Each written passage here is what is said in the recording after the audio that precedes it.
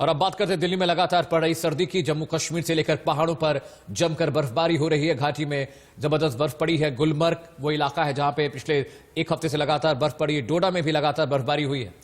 तो मौसम का मिजाज लगातार बदलता हुआ इस बीच अलग अलग जगहों की तस्वीरें आपकी टीवी स्क्रीन पर हैं। 5 तस्वीरें किस तरीके से घाटी में जबरदस्त बर्फ की परतें जमी हुई हैं। इसके अलावा कटरा की बात कर ली जाए तो यहां पर भी हालात कमोबेश इसी प्रकार के बने हुए हैं। माउंट आबू में भी जो पारा है वो माइनस में जा पहुंचा है। बर्फ से वादियां ढक चुकी हैं। इसके अलावा हम आपको फतेहपुर शेखावटी राजस्थान की भी तस्वीरें आपकी टीवी स्क्रीन पर दिखा रहे हैं और इसका असर मैदानी इलाकों में भी देखने को मिल रहा है। पहाड़ी इलाकों में जिस तरीके से बर्फबारी हो रही है, खास तौर पर इस मौके में, क्योंकि आज नया साल भी और ऐसे में जो पर्यटक हैं वो भी भारी तादाद में पहाड़ों की ओर रुख कर रहे हैं। 5 तस्वीरें आपकी टीवी स्क्रीन पर है। देखिए किस तरह से बीते एक हफ्ते से लगातार पहाड़ों पर बर्फबारी हो रही है। गुलमर्ग, शेखावटी, माउंट आबू में 4 डिग्री माइनस टेम्परेचर चला गया है और मौसम विभाग ने चेतावनी जारी की कि आने वाले एक हफ्ते में भी लगातार बर्फबारी होगी, टेम्परेचर नीचे जाएगा। एहतियातन सभी जो राजमार्ग हैं उनको बंद कर दिया गया है। बहुत सारे सैलानी पहाड़ी इलाकों में फंसे हैं, उसके लिए गाइडलाइंस जारी की है सरकार ने। जम्मू कश्मीर में हैवी स्नोफॉल हुआ है। घाटी बर्फ से ढक गई। गुलमर्ग में बर्फ की चादर बिछी हुई है, लेकिन कई जगहों पर रास्ते बंद हो गए हैं, जिससे लोगों की मुश्किलें काफी बढ़ गई हैं। कई इंच मोटी बर्फ की चादर पसरी हुई हैं।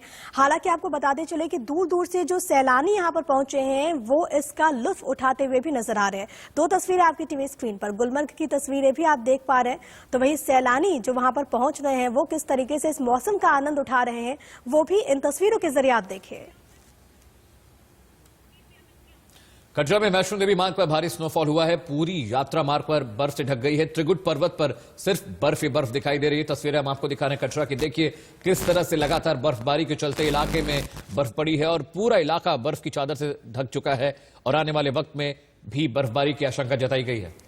तो तस्वीरें हम आपको लगातार दिखा रहे हैं और इस वक्त जो हालात हैं वो हर एक पहाड़ी क्षेत्र पर कमोबेश इसी तरीके के बने हुए हैं।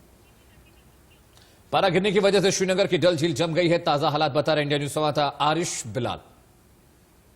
बर्फबारी के बाद कश्मीर घाटी में दोबारा से तापमान जो है लुढ़क गया है। गई रात को श्रीनगर में रात का तापमान -2.1 डिग्री सेल्सियस रिकॉर्ड किया गया। गुलमर्ग में रात का तापमान -11 डिग्री सेल्सियस रिकॉर्ड किया गया। मौसम विभाग की माने तो अगले कुछ दिनों में मौसम ऐसा ही रहेगा। इस वक्त हम श्रीनगर के डल लेक इलाके में खड़े हैं। आप देख सकते हैं कि बादल छाए हुए हैं, मौसम बहुत ठंडा है, लेकिन धूप का फिलहाल कोई नामो निशान नहीं है। अगले कुछ दिनों तक मौसम ऐसा ही रहेगा। कल की बर्फबारी के बाद सर्दी की एक नई लहर उठी है और जो पहाड़ी इलाके हैं वहां पे अच्छी खासी बर्फबारी हुई है। खासतौर से गुलमर्ग, पहलगाम और सोनमर्ग में अच्छी खासी बर्फबारी हुई है। उधर श्रीनगर, जम्मू में भी उस बात पे भी कल अच्छी खासी बर्फबारी हुई है। मौसम विभाग की माने तो अगले कुछ दिनों में फिलहाल मौसम खुश्क रहेगा और नए साल के मौके पर भी मौसम खुश्क रहने का इम्कान है। वीडियो जर्नलिस्ट जाहिद वफाई के साथ आरिश बिलाल, इंडिया न्यूज, श्रीनगर। राजस्थान के माउंट आबू में भी लगातार पारा गिरा है। -4 डिग्री यहां पे जो तापमान है रिकॉर्ड किया गया है। देख सकते हैं तस्वीरों में किस तरह से नालियां, पानी, नदी, झीलें सब जम गई हैं और आने वाले एक हफ्ते में भी यह आशंका जताई गई कि माउंट आबू में पारा और गिरेगा। ये 2 तस्वीरें आपकी टीवी स्क्रीन पर माउंट आबू और फतेहपुर शेखावटी की तस्वीर है। देखिए किस तरीके से वहां पर हालात इस वक्त बने हुए हैं। आम लोगों की मुश्किलें कहीं ना कहीं बढ़ गई है। प्रशासनिक अमला हालांकि इसके मद्देनजर काफी अलर्ट नजर आ रहा है, चाहे वो अलाव की व्यवस्था की बात कर ली जाए या फिर रैन बसेरों की बात कर ली जाए। तमाम तरह के प्रबंध वहां पर किए गए हैं। स्थानीय लोगों की मुश्किलें जाहिर तौर पर बढ़ी और मौसम विभाग की ओर से यह अंदेशा आगे के लिए भी जाहिर कर दिया गया है कि लोगों को अभी राहत तो फिलहाल नहीं मिलने वाली। और इस बीच फतेहपुर शेखावटी की भी तस्वीरें मैं आपको दिखा रहे। देखिए किस तरीके से जहां तक आपकी नजरें जाएंगी सिर्फ और सिर्फ आपको यही नजर आएगा, यही नजारा नजर आएगा। और ये देखिए पेड़ में भी किस तरीके से वहां पर हर जगह बर्फें लदी हुई हैं। ये भी आप इन तस्वीरों के जरिए देख सकते हैं।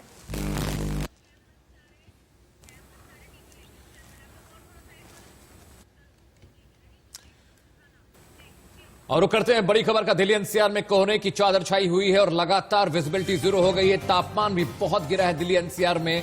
बहुत जल्द आपको तस्वीरें दिखाएंगे किस तरह से विजिबिलिटी कम होने के चलते लोगों को मुश्किलों का सामना करना पड़ा है। पहाड़ों पर लगातार बर्फ गिरी और उसका असर मैदानी इलाकों पर देखने को मिला है। तस्वीरें प्रिया दिखाइए।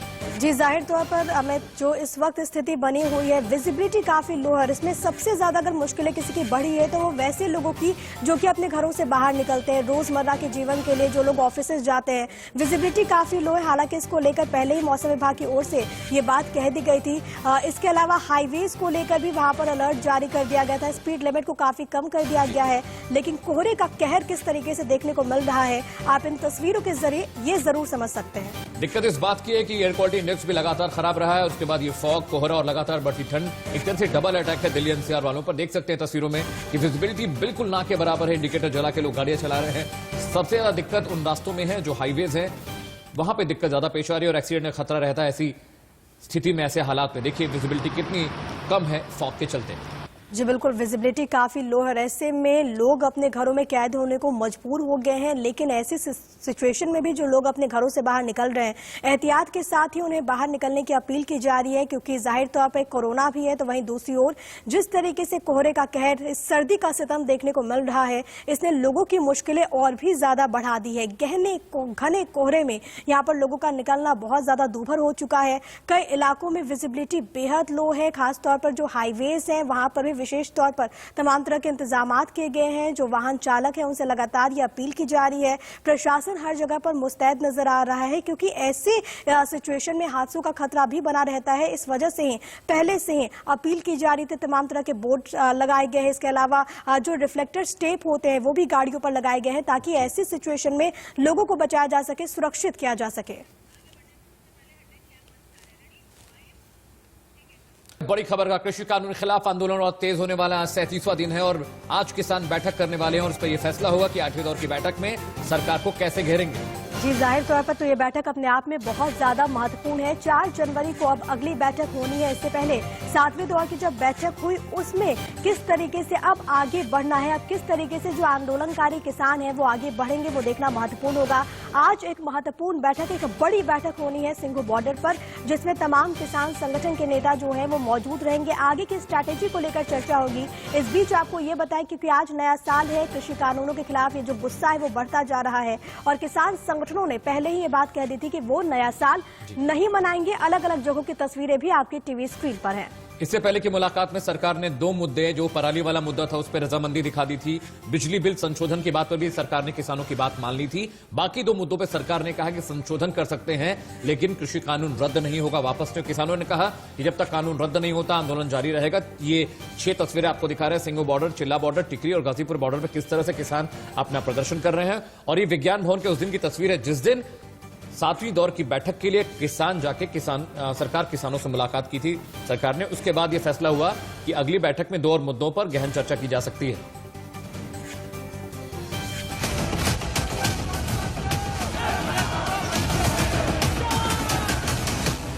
साल 2020 में किसान आंदोलन की तस्वीरें भी चर्चा का विषय बनी। दिल्ली में कड़ाके की ठंड के बीच किसानों का प्रदर्शन लोगों को हैरान कर रहा है। ऐसे में लोग जानना चाहते हैं कि हजारों की संख्या में दिल्ली बॉर्डर पर किसान किस तरह डटे हुए हैं। किसान आंदोलन से जुड़े कई वीडियोस ने लोगों को चौंकाया। किसान आंदोलन में पिज्जा लंगर का वीडियो खूब वायरल हुआ। दिल्ली के सिंघू बॉर्डर पर प्रदर्शन कर रहे किसानों के लिए पिज्जा लंगर चलता है। ये लंगर मोहाली से आए युवा चलाते हैं।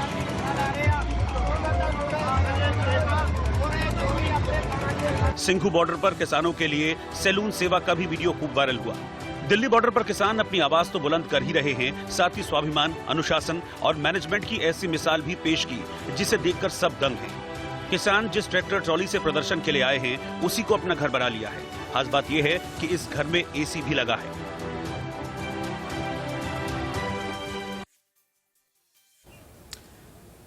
और ये 6 तस्वीरें आपकी टीवी स्क्रीन पर हैं। किसान लगातार अलग अलग बॉर्डर्स पे प्रदर्शन कर रहे हैं, वो विरोध जता रहे हैं। उन्होंने साफ कहा कि जब तक बाकी के 2 कानून रद्द नहीं होते वो अपना आंदोलन जारी रखेंगे। आज 8वें दौर की बैठक के लिए स्ट्रेटेजी बनने वाली है। अगली बैठक 4 तारीख को होनी है। तो ये 5 तस्वीरें आपकी टीवी स्क्रीन पर हैं। दिल्ली की चौखट पर, दिल्ली की दहलीज पर पिछले 36 दिनों से इन किसानों का जमावड़ा है। और ऐसे में क्योंकि विज्ञान भवन में जब बैठक हुई थी तो वहां पर एक नरमी जरूर देखने को मिली थी। अगर हम बात करें सरकार की ओर से, क्योंकि 2 मांगों को सरकार ने मान लिया, तो वहीं यहां पर एक तस्वीर ये भी निकलकर सामने आई जो लंगर किसानों के द्वारा वहां पर लगाए गए थे, सरकार ने भी उसे खाया। इसके अलावा जो चाय के लिए पहले भी मांगी यहाँ पर की गई थी, चाय के लिए जब आमंत्रित किया जाता था, इसको लेकर भी किसान संगठन खुद आगे बढ़े। तो यानी कि आधी बात बन गई है, लेकिन अब आगे क्या कुछ होगा? अब जो मुख्य मांगे हैं एमएसपी को लेकर, तीनों कृषि कानूनों को रद्द करने को लेकर, इस पर सरकार किस तरीके से आगे बढ़ेगी वो देखना बहुत ज्यादा महत्वपूर्ण होगा।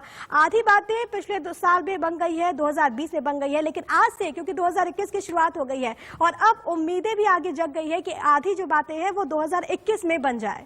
इधर 5 घंटे की बातचीत के बाद 2 मुद्दों पर सहमति बनी। बिजली बिल और पराली के मुद्दे पर सरकार ने बात मान ली किसानों की। सरकार किसानों की चिंताओं को दूर करना चाह रही है, इसी वजह से 2 मुद्दों पर रजामंदी दिखाई है। सरकार के रुख के बाद किसान नेताओं ने भी नरमी दिखाई। किसानों ने 31 दिसंबर को होने वाली ट्रैक्टर रैली को टाल दिया था।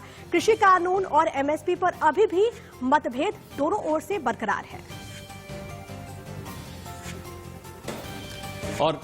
और लगातार जिस तरह से सरकार और उन दोनों पक्षों में बातचीत हुई तो 50% बात तो बन गई है। सरकार ने कहा कि जो 7वें दौर की बैठक हुई थी बहुत अच्छे माहौल में हुई है। किसानों ने भी कहा कि सरकार थोड़ी सी नरम दिखाई दे रही है। अब उनका अगला टारगेट यह है कि बाकी के जो 2 कृषि कानून है उनको रद्द किया जाए। हालांकि सरकार ने साफ कह दिया कि संशोधन कर सकते हैं, रद्द नहीं कर सकते, कानून वापस नहीं ले सकते। जो मुमकिन था वो कर दिया गया है। लेकिन राकेश टिकैत जो कि किसान नेता, उन्होंने कहा कि भैया जब तक आप कानून वापस नहीं लेंगे आंदोलन जारी रहेगा। इसके अलावा एमएसपी को लेकर भी देखिए, एमएसपी को लेकर वहां पर लीगल गारंटी की रजामंदी अभी तक नहीं बन पाई है। ये भी मांगे हैं किसानों की। भारतीय किसान यूनियन, इसके अलावा अगर बात कर ली जाए, उग्राहा की रुख बाकियों से अलग नजर आ रहा है। किसान संगठनों के बीच टूट भी एक तरीके से बढ़ती हुई नजर आ रही है।